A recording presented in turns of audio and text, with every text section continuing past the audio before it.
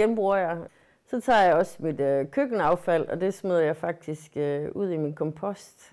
Hvis jeg ikke har alt for travlt, fordi nogle gange så kommer jeg til at smide det i skraldespanden, og så kan jeg godt mærke, så får jeg det sådan lidt, jeg ville altså godt have haft det. Så nogle gange så samler jeg op af skraldespanden igen, og så går jeg ud i min kompost med det.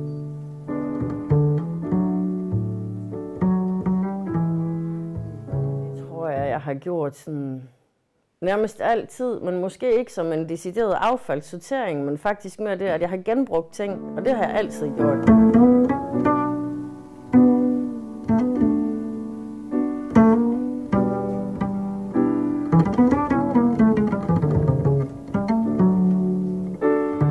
Det gør jeg, fordi at jeg synes, det er en god idé, og jeg tror, at det gør, at jeg føler, at jeg gør noget for at passe på mit miljø og min verden.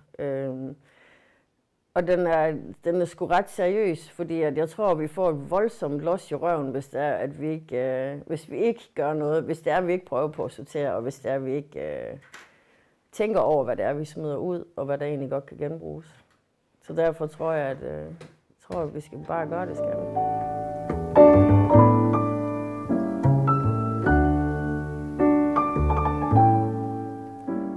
Jeg synes ikke, at danskerne er gode nok til det, men jeg synes, vi er gode til det. Men jeg tror, at vi alle sammen godt kan gøre en lille smule mere når det er, vi sorterer affald.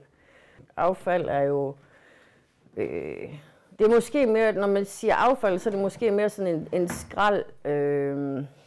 ting, hvor det er, at det er det, vi har i køkkenet, det er det, der går ind under affald. Men jeg tror, at alt det, som vi smider ud af vores dør på en eller anden måde, om det er tøj, eller det er telefoner, eller det er køkkenaffald, eller gammelt brød, eller hvad det nu er, så tror jeg, vi godt kan blive bedre, ja. Meget bedre.